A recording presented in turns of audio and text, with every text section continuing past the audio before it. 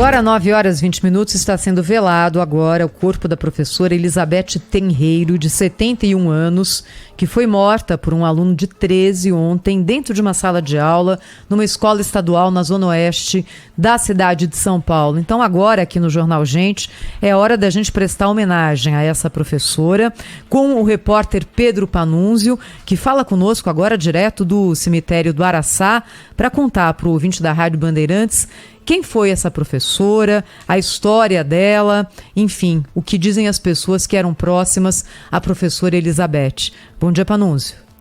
Oi, Thaís, bom dia para você, bom dia ao ouvinte da Rádio Bandeirantes ligado aqui com a gente. De acordo com as pessoas próximas, a professora Elizabeth Tenreiro, de 71 anos, ela era uma pessoa muito querida, viu? As pessoas falam sobre ela com bastante carinho, inclusive é até difícil controlar a emoção por parte, né, dessas pessoas que conviveram com ela, que estiveram perto, muita gente conversando com a gente, mas sem conseguir segurar o choro, porque realmente hoje é um dia bastante triste. A professora Elizabeth também trabalhou no Instituto Adolfo Lutz, trabalhava ligada à ciência, no instituto que fica inclusive pertinho aqui do cemitério do Araçá, na região do Pacaembu, zona oeste da cidade de São Paulo. Ela começou a dar aula mais tarde do que o comum, aos 60 anos de idade, né? Eu vi muitos professores começando na carreira muito cedo, ela fez o caminho inverso, começou a dar aula aos 60 anos. Inclusive, durante um período ali, ela trabalhou no Instituto Adolfo Lutz e, simultaneamente, também dava aula. Depois se aposentou do Instituto e passou a se dedicar exclusivamente à rede estadual de ensino aqui do estado de São Paulo. A gente pôde ver um pouquinho mais cedo, inclusive, também uma coroa de flores que foi enviada por colegas que trabalharam com ela no Instituto Adolfo Lutz. Mais cedo também, uma cena bem emocionante. Um grupo de mais ou menos 15 alunos da professora Elizabeth desembarcou de ônibus aqui no cemitério do Araçá. Cada um deles trazia uma rosa branca. E, claro, como forma de prestar aí as últimas homenagens à professora Elizabeth.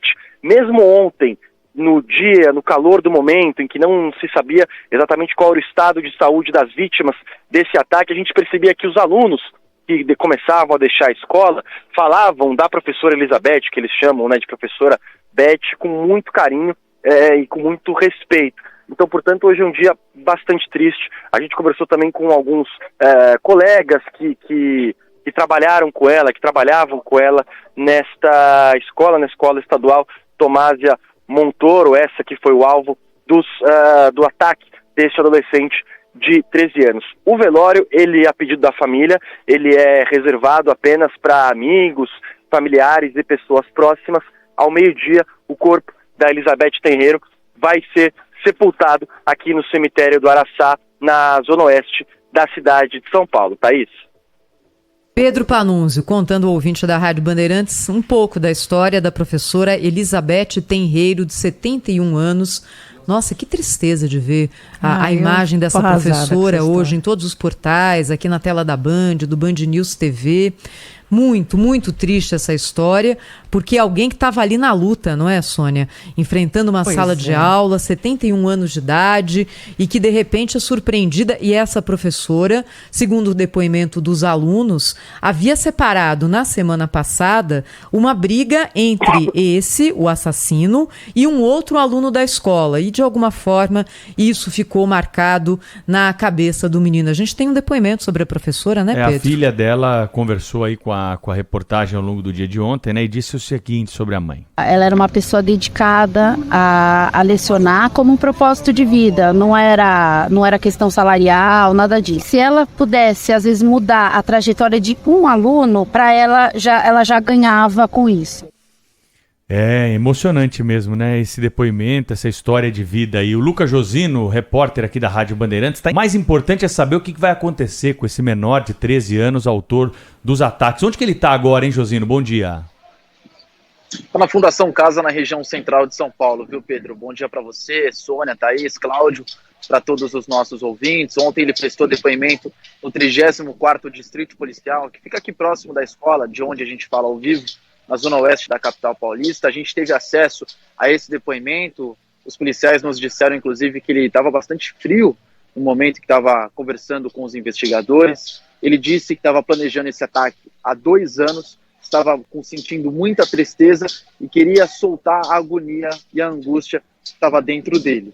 No fim de semana, ele teve certeza que faria na segunda-feira, ele falou isso aos policiais, também disse que treinou com uma faca, a maior que ele pegou na cozinha de casa, treinou com algumas almofadas e travesseiros no quarto e também no sótão da própria casa, isso no fim de semana. E além das facas, ele também pegou algumas máscaras, luvas e as roupas que ele usou no dia do ataque, no dia de ontem, aqui na escola de onde a gente fala ao vivo. Além disso, ele disse também que não tinha nenhuma pessoa específica que ele queria esfaquear, que eram pessoas que iam ser escolhidas de forma aleatória no momento do ataque. Por isso, é uma informação importante, justamente porque ele brigou na escola, segundo os próprios professores, há algumas semanas, e o aluno que ele brigou teria faltado de propósito, inclusive ontem, porque teria lido alguns posts na internet e também teria recebido informações de outros colegas na semana passada que esse ataque poderia acontecer nessa semana. Então isso também é uma informação importante que consta nesse depoimento desse garoto que foi o agressor. Hoje ele deve passar por uma audiência de custódia na Vara de Infância e da Juventude e deve continuar então detido, encarcerado, apreendido na Fundação Casa, onde ele passou a noite. Então hoje ele deve ir para o fórum e deve voltar para a Fundação Casa. Aqui em frente à escola, um clima de muito luto, de muita tristeza, alguns alunos estão por aqui. Nesse momento a gente inclusive mostra ao vivo, eles estão deixando algumas flores brancas, são 3 alunos que estão com camisetas brancas, eles estão deixando algumas rosas, algumas flores aqui em frente à escola. Claro, é uma vigília que já estava programada, que começaria hoje às 9 horas da manhã, em homenagem à professora Elizabeth e às outras 4 pessoas que ficaram feridas. É um clima de muita, mas muita tristeza mesmo, viu, Thaís, Pedro, Cláudio e Sônia? Um clima de luto aqui em frente à escola, a gente consegue perceber isso no olhar dos alunos e dos professores também que passaram por aqui hoje. Bom, esse garoto assassino aí, não tem como a gente não se referir a ele de outra maneira, né? Ele matou uma pessoa e isso é absolutamente imperdoável, né? Ele tem um histórico de violência mesmo, né? Um menino tão novo, né? 13 anos, já com histórico de violência. No fim de fevereiro, a funcionária de uma escola registrou boletim de ocorrência na polícia contra ele. O menino é tão violento que uma funcionária foi olhar na polícia já registrar a BO. E ela inclusive descreve esse garoto como alguém de perfil bastante agressivo, né? E há apenas 2 semanas, ele foi transferido da Escola Estadual José Roberto Pacheco para a Tomazina Montoro, onde ocorreu o crime desta segunda-feira. Quer dizer, ele estava na escola há 2 semanas apenas e já estava tocando o terror, né? Há muito o que refletir sobre isso, né? Do ponto de vista da escola, da educação, dos métodos de ensino, da disciplina, do respeito ou da falta de respeito que é crescente nas nossas escolas. É tudo muito triste, né? Tudo muito triste mesmo o que estamos assistindo. E o pior é que, assim, será mais um caso de menor envolvido com assassinato e que vai sair impune, tanto quanto aquele de Suzano, quanto aquele lá de Araucária, no Espírito Santo, e tantos outros que cometeram crimes e saíram pela porta da frente da polícia, depois de algum tempo, livres, leves e soltos. E o pior é que esses criminosos de menor idade, o nome dele não pode constar nenhum tipo de registro.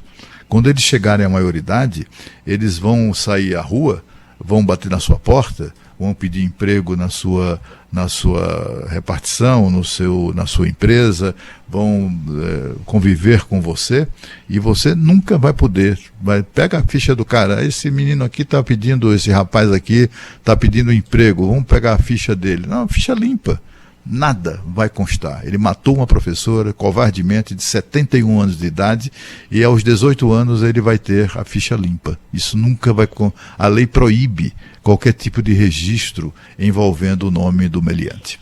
Sabe, Josino, muitos ouvintes que falam aqui conosco pelo WhatsApp se perguntam, porque acho que todo mundo se coloca nessa situação, não é? Eu, por exemplo, tenho uma filha de 15 anos, convivo com essa idade já, muitas amigas, a criançada. A gente fica se perguntando como um menino de 13 anos pôde chegar a esse extremo. Então, muitos ouvintes falando sobre o papel da família também no acompanhamento desses casos.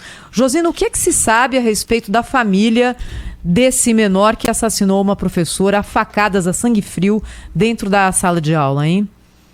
O pai dele foi ouvido ontem também pela polícia, viu, Thaís? E os investigadores nos disseram que o pai dele disse que não tinha muito acesso às redes sociais do filho, que não imaginava que ele tinha um comportamento tão violento nas escolas. É claro que ele foi avisado desse boletim de ocorrência que foi feito numa delegacia em Taboão da Serra, como o Cláudio bem disse, no mês passado. Os pais daquela escola já haviam informado que estavam preocupados com os filhos na mesma escola que um garoto de 13 anos que postava imagens de armas de fogo nas redes sociais. Ele mandava fotos pelo WhatsApp para os colegas daquela escola também, fotos de gente morta, de sangue, de facas, de armas. Então, por isso, uma professora, claro que com alguns outros funcionários dessa escola sabendo, foi à delegacia e registrou um boletim de ocorrência contra esse garoto, já porque ele colocava nas redes sociais imagens, fotos e frases relacionadas à violência. Um fato que eu achei bastante importante nesse depoimento que ele prestou ontem à delegacia foi dizendo que ele estava planejando esse ataque já há 2 anos. Só que ele estava nessa escola há 2 semanas e ele já tinha um comportamento, segundo os policiais perceberam e falaram pra gente, um comportamento de bastante violência. É claro que o pai dele, como foi ouvido, mas ali no calor dos fatos, no calor do momento, ele não prestou tantos detalhes em relação ao que ele tinha de informações das redes sociais do filho, mas disse que estava um pouco longe nisso e que não imaginava que ele fosse fazer isso. Mas ele também deve prestar mais um depoimento aos policiais ao longo dos próximos dias. Ele, a mãe e os outros responsáveis que tomavam conta desse garoto de 13 anos que matou uma professora de 71 aqui nessa escola. Lucas Josino, repórter da Rádio Bandeirantes. Muito obrigada, Josino. Até a próxima.